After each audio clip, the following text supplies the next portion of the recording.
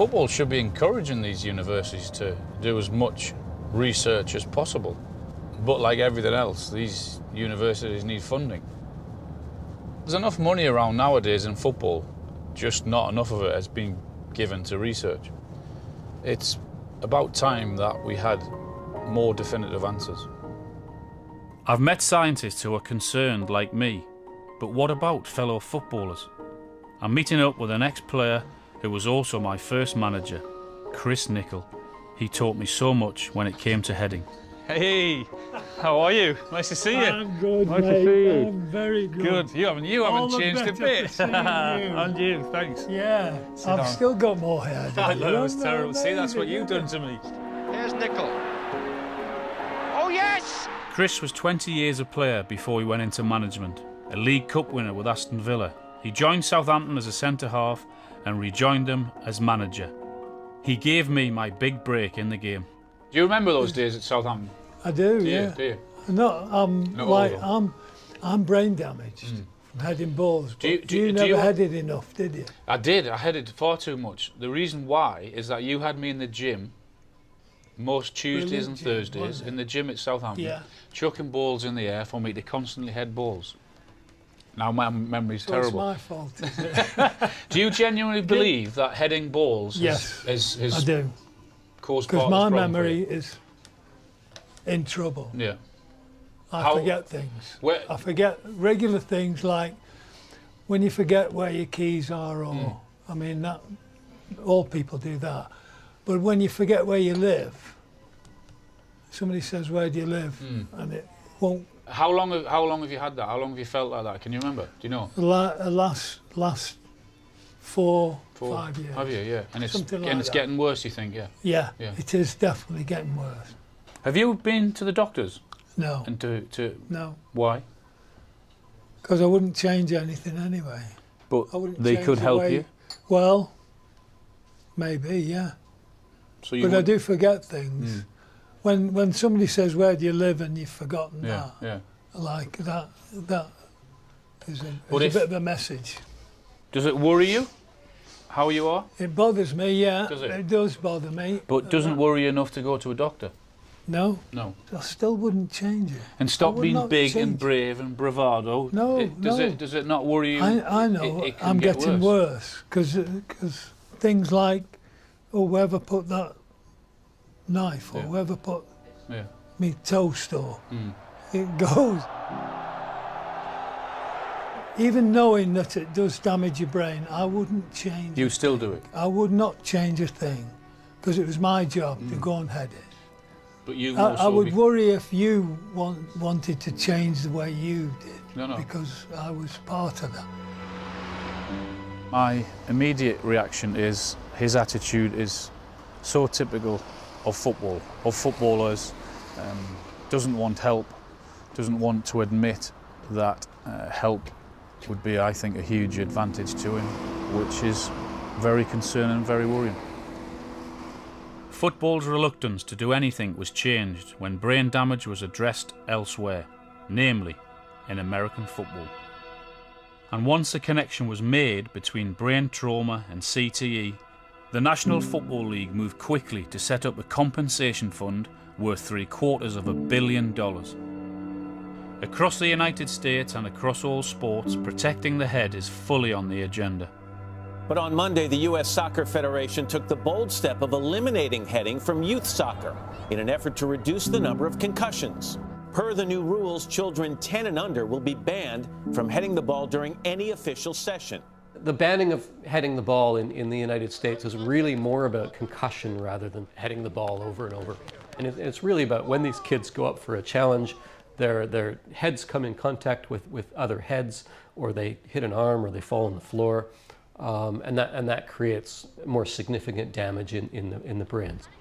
Young girls seem to get concussion more frequently than young boys, and we don't really know why that is. We need to understand that. Now the problem is we don't have conclusive scientific evidence to suggest that heading the ball in young children is going to lead to neurodegeneration later in life. We know, for example, that children have large heads and small necks, so there's more wobbling of the brain inside the skull. Therefore, that can lead to more damage compared with an adult. The other issue that we have is that children's brains are still developing, and they don't have the same neuroprotection as does an adult. We don't have conclusive evidence that is then leading to problems later in life or problems in school. I tend to agree with the idea that very young children really shouldn't be heading the ball. I think we have sufficient evidence that certainly from my point of view, I wouldn't want my children playing on a team where they're heading the ball day in and day out. I don't think it's worth the risk. Imagine if the game without heading became the new football for everyone at every level. An old England teammate of mine went into coaching, Les Ferdinand, first with Tottenham Hotspur, now Director of Football at Queen's Park Rangers. He is aware of the debate and his responsibility for keeping his young footballers safe. It was very different when he first started heading the ball. One of the coaches was having a laugh and saying, it's all right, the young black boys don't head balls. So I made it my mission to be able to head balls. Yeah. From doing all that, it was a major concern for me that, when I started hearing all this. Did you ask the young boys at Tottenham when you were a coach there, or tell them that they had to improve their heading, they had to do heading practices? I didn't tell them. They came to me and wanted to improve it, right? Okay. Because it was kind of like one of my fortes. Yeah. So I carried on, teaching people that wanted to learn the way that I learned. Because you're aware now of the issue and the subject, would you ever consider changing training techniques for the young boys that are coming through the system here at QPR? I think what I'd do is, I'd want to see more research. I would speak to the coaches, and we will have this discussion about what we do with the players, because I know, in America they've banned it, so everyone's talking about it, and that's gathering momentum. Whether we need to work the technique with softballs, just until we can gather some more information to know this is good for football or not. Changes in training, changes on the field. As he was most of the game, he was first to the corner. He wanted it more than they did. Long ball football, the English game for so many years, of firing the ball out of the defence, high towards a big man up front, has given way to a more subtle game. A game played with the ball kept on the grass, played to the feet. Fabulous football. Expert headers of the ball have had to adapt. John Terry, for example, 5 times a Premier League champion with Chelsea, still playing at Aston Villa. So you definitely think that you don't head the ball now as much, 1 in training or 2 in a game, as you did years ago? Yeah, in training it's probably 0 actually, because the ball's probably 99% on the floor. Right. I think the game's evolved over the years as well. I think, when I first come on the scene playing, goalkeeper would kick it and I would try and head it as far as I could back up the field. Right, yeah. I think the distance side of it has kind of gone out of the game a little bit. With the managers that you've had over the years, has there been a different feeling towards heading regarding foreign coaches or the English coaches? Well, I think the English coaches definitely, kind of my early days, YTS days, first year pros, that kind of thing, was really kind of specified on, doing that in training drills. I think as the foreign coaches come in, it was a case of, right, can you chest it, can you bring it down? I'm seeing hardly anything at all in training, right, unless you're doing a shooting exercise and you might, compared to when you first started training many years ago. Yeah, 100%. And that's been the case for the last probably 6-7 years for me. So I think as the game's kind of getting better and we're learning, it's going to help in the future anyway. Good. Would there ever be a time that you said to your kids, no, you're not allowed to head the ball? No. Did you have a boy and a girl? Yeah, probably the opposite actually. My girl plays at Chelsea, and actually I'm encouraging her to go and attack it, because more so in girls' football, they don't really head the ball, and the kind of corner comes in and everyone kind of shies away from it a little bit. And I'm trying to encourage my girl that rather than that ball hit you and kind of probably do some damage, if you go and attack it and meet the ball, the contact's better, no point heading it on. There's a technique. Yeah, there is a technique to it, yeah. And I think if you can do that in the right way, I think you'll prevent, hopefully, anything in the future. Yeah. The researchers actually say that that girls are more at risk than boys or men. Yeah. Will that change your feeling towards that? Listen, it's my little girl. Yeah. She's my world, I think her playing and seeing her playing, she loves football. No, I would still encourage her to go and attack it. I think until there's real evidence to show that players in the future are really suffering, or we can actually pinpoint it to specifically heading the ball. As a parent, as my kids, I wouldn't discourage them to go and head the ball. Football, slow to change without more evidence, but changing all the same. There are protocols in place when it comes to concussion, which isn't the same thing as the repeated action of heading, but at least shows greater respect for the head, which wasn't always the case in my day. There's pictures out there with me in a bandage. There's blood teeming down my face where I've gone off, I'd had stitches. They've put a bandage on, I've gone and headed another ball. Stitches have come out and you can visibly see the blood pouring down my face, which is what we did then. It's what was expected of us. You ran off the pitch, you got stitched up and you had to go back on again. I've taken the big blows and I played at a time when heading was still very fashionable. I've taken all those little impacts that may add up to something. I seem to qualify on all counts to ask the question, am I in danger? I think the time has come to put myself to the big test. An MRI scan at the Queen Elizabeth University Hospital, Glasgow. What damage from all that heading will be revealed. I'm a bit nervous actually now. Oh, you shouldn't be nervous. So just take a seat, Alan, and I'll get one of the radiographers to go through the MRI checklist with you. Okie doke. I'm a bit nervous actually.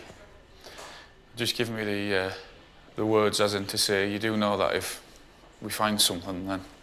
I said, well, if you do, it's best that you tell me so we can work on something.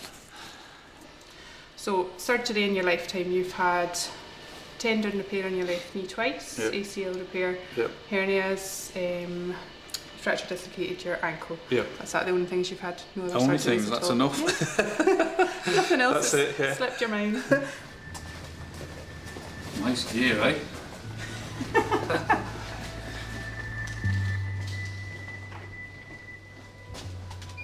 We're going to do a nice structural scan of your brain. So that'll take about 5 minutes. And then we're going to do what we call a spectroscopy scan. So that actually gives us a nice profile of some of the chemicals in your brain. Right. And if there's any problems, then we can discuss that further and inform your clinician. If you get any concerns or questions. No, I think I'm all right. This Ooh. the scanner. Yep.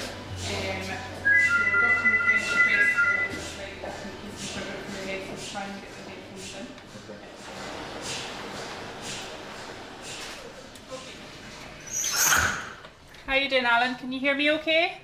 Yep. Okay, just going to get started nice and still. There's going to be some loud noise coming up.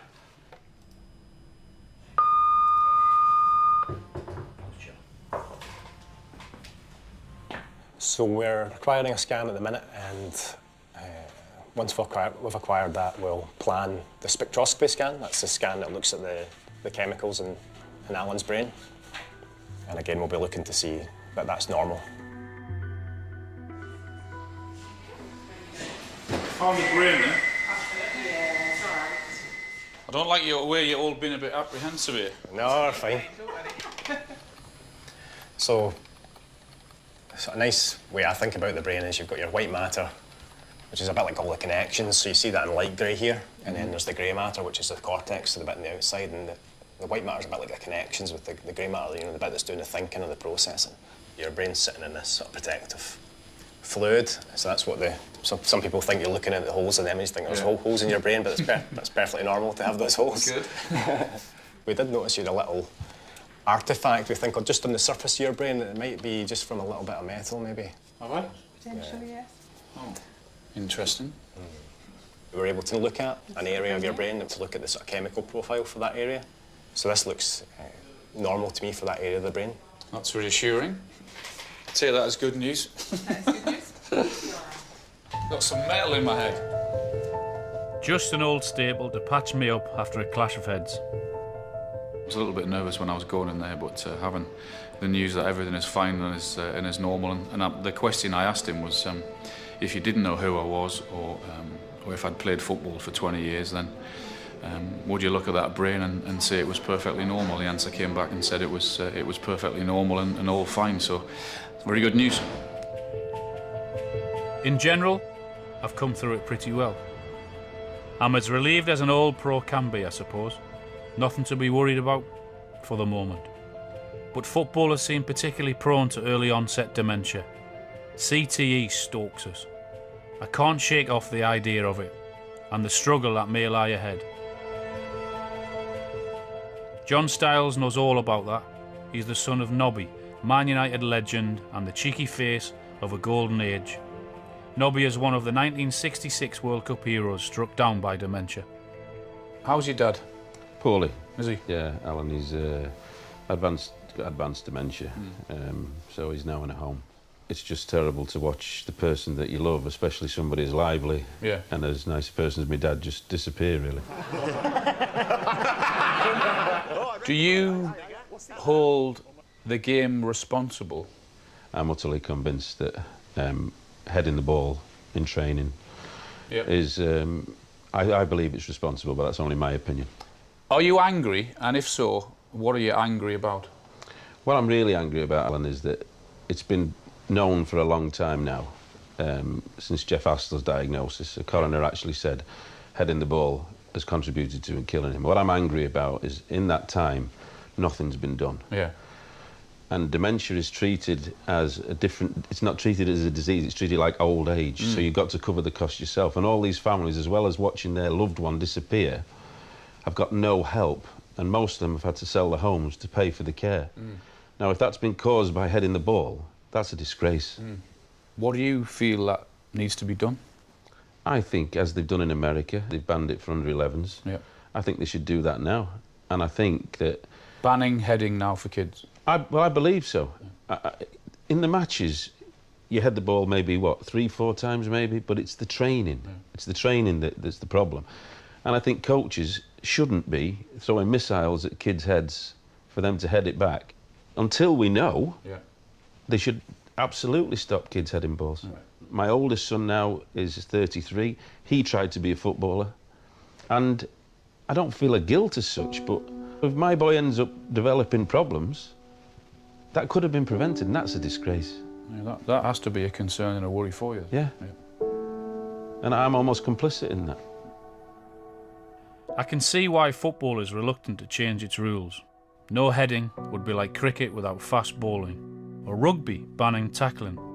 But there's also the question of the duty of care. Players who really aren't that old going into care homes to die. Who can help? Well, there's the Professional Footballers Association, the PFA, the Players' Union, and there's the Football Association, the FA, the sports governing body. Of course, they need the facts first. Facts that come from research, scientific research.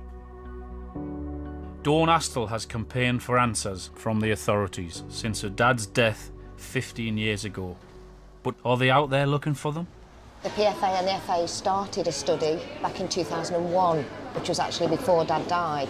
But I had an email off the FA to say, unfortunately, you know, it didn't reach its conclusions because they'd done it on 30-odd youngsters in the game and none of them made it as pros, so they fell away. So it only lasted a few years. So that was so bitterly, bitterly disappointing. So it was as if it collapsed. They thought we'd gone away and they just left it, and that's wrong. I know you have had meetings that you have asked questions and they have promised you they would send questions to FIFA, and that was 2 or 3 years ago, and you're still waiting for answers, is that correct? Football doesn't seem to want to know. Yeah. And it should want to know. It's not just about Dad now, it's about all these former footballers and their families who have come forward very bravely. I said it's not just about the past now, it's about football's future. You know, we've got to protect, you know, kids into the game, football's future. The PFA, they only exist for player welfare. They should be screaming from the rooftops for these players. This is killing their players. This should be their priority. The surprising thing for me is actually no one has stood up and said, you know what, we got this one wrong, we should have looked into it more. No one said, yeah, we've messed up here. We had a chance to do something 15 years ago, and we haven't. What is being done, or what isn't being done? Gordon Taylor has been Chief Executive of the Players' Union, the PFA, for 36 years, looking after players past and present is what he does. You've got 50,000 members. Yeah. Do we know how many of those have dementia? No, I don't. Is that difficult to do? Can we not? Because that's not an easy thing to do. At the moment, with to modern technology, we're looking to try to establish a really effective database. There's an anger from my side because over the last 12 months, having sat down with families who have lost loved ones, there's a lot of them feel as if they've been left on their own. I think it's the PFA's job to do all we can to look to provide support. We have said money is going to be put towards research and also towards respite care for the more and more former players who need help. I went up and spoke to Willie Stewart and I said to him, what is it you need? And he said, well, we need research. And, well, I'm thinking, well, hang on a minute, maybe we started the research in 2002, it's now 2017, and it seems as if we're no further forward. Well, it's... Because the same questions are still being asked. They are. The issue of the lower level but continuous problems with heading a ball and whether it will have long-term effects is something we are looking to establish either a definitive link or not at all. And from that point of view, the first research we've done was inconclusive, but we are prepared to commit the money to research. Do you think it's been swept under the carpet a little bit because of people who have been scared to face lawsuits? Yeah. Well, it has been put to me that maybe the clubs are very wary because there may be compensation. I said, well, you know, you can only be negligent if you know for certain that there is this link. But what I am saying is football has a duty to see if there is a causal link, because if there is, that could significantly increase the problems in later life, then we'd need to look at the rules of the game and address it. I've been disappointed with FIFA, but as the governing body, they have not taken the lead, or any of the confederations. But it's fair to say the FA have now agreed that we will do this together. I'm not exactly bowled over by the rush to investigate. Nobody in charge seems to want to know the scale of the problem, if there is one. Football is played everywhere. The game is run by the Football Association, the FA. I've come to their home at St George's Park to see their new medical performance director, Charlotte Cowie. One of Charlotte's first tasks has been to commission research into this issue. Do you know how many footballers have got dementia? I think that, in a nutshell, is the question that we're asking. And it sounds quite simple. You can just go to a load of footballers and say, you can check if they've got dementia, and then you've got your answer. What I've probably learned is to run a research project where you get some answers that are reliable. It's more complicated than that. We've used a panel of experts in concussion and in research to try and help us formulate a study that gives us an answer as quickly as possible, if we can do, but more importantly gives us some results that are really reliable. Yeah. Tell us a little bit about that research. What is it you're actually doing? What we'd like to do is make it potentially a shorter study by looking back at ex-professional footballers and working out whether they have health problems, including dementia. We'll also look at their general health. The most important thing is dementia more common in footballers than in the normal population? That's the question that Dawn asked and everybody else wants to know, is it a problem? And I think one of the things that we need to try and establish is that if there is a link to football and dementia in some players, if that is related to concussion, and if that is the risk rather than heading, then we need to know that as well. They've banned heading in America for under 11s. Yeah. What's your feeling on that? Do you think we should do that in this country? I think that is open for review at any point. If evidence is emerging, even early evidence, then I think that's something that we always have to bear in mind. But at the moment, the advice that we're getting from people who are working in that area is that they don't feel that that's the most logical step to take. There is a lot of anger out there from people who have suffered and the families that are now suffering. Can you understand why? Yeah, massively. I met with the Astle family, talking to Dawn about what she and her family went through, watching Jeff in the sort of the last stages of a really horrific disease, probably affected me emotionally a lot, actually. And so I feel very personally invested in trying to see this through and make it happen. And I think we're in a good place now, but I do understand there's been a lot of frustration and, you know, whatever the answers are, a lot of heartache. It seems as if people are running away from this problem. Do you get that feeling? Well, I feel that's the one thing that I can say with confidence. I feel we're running towards this problem at the moment. I do feel like... But that hasn't been the case in the past. I think the FA's did make a conscious decision not to wait for FIFA or UEFA, and I think that was the right decision, and they've done the right thing on that, but it was probably a difficult decision to make. As the FA are custodians of the game, do you feel as if apologies are owed to the families that have suffered and still don't have any answers? I think certainly we need to consider those people, and then I think we need to just... I think the FA just needs to get this done. That's what I would say. The research has at last been commissioned. But even before we have new findings, football must look after all players with dementia. Put an end to this sense that once you're done with playing, you can be put on the scrap heap. Life can be confusing and scary for people with dementia, but there are support groups for those who are living with it. One such group offering support to families is Sporting Memories. Former centre forward Matt Tees has invited me along to his local group at Waltham Library in Grimsby. Hello everyone. Have a seat, Alan. Thank you. Welcome. Is this my seat? Yes.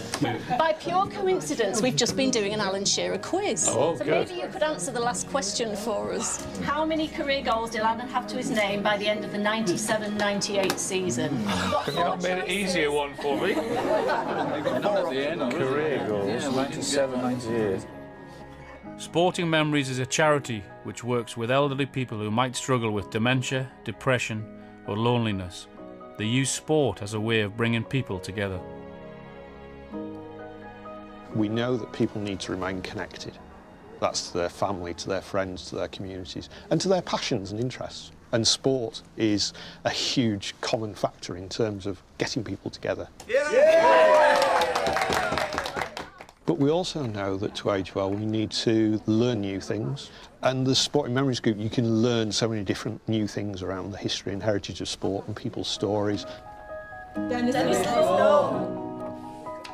have to stress it's not a dementia-focused group. Not everybody has dementia, but... Majority? No, minority. Right, OK. But it's about mixing people up, it's about inclusion and integration. And they love it. Everybody has a fantastic time. Sporting Memories have worked with the Professional Footballers Association to produce a leaflet that can be given to former players who have been diagnosed with dementia. The guide has been written to give some practical advice to people who have got that diagnosis. And these are ready now? They're just at the designers, and the PFA will be making them available to members. Good. That's a start then. Yeah. This story is about our people. Footballing people who need the custodians of the game to embrace and fund science to understand the effects of heading. The researchers are out there, because I've met them, they want to do it, but they need funding. But more importantly, they need raw materials to conduct this research, brains. Not just footballing brains or diseased brains, but healthy brains from all walks of life. Heading is an integral part of our game. Coaches need educating to be aware of the dangers of the game, but don't change the rules as yet. I wouldn't ban heading because there isn't enough evidence, and I don't say that lightly. I see thousands and thousands of kids on an evening or a weekend playing football, and I don't want that to change. Let science do its work. Technologies are emerging to provide evidence so that we can make educated decisions about how we take our game forward. It's a tough game, it's a brilliant game. It's known as our beautiful game. But let's make sure it's not a killer game.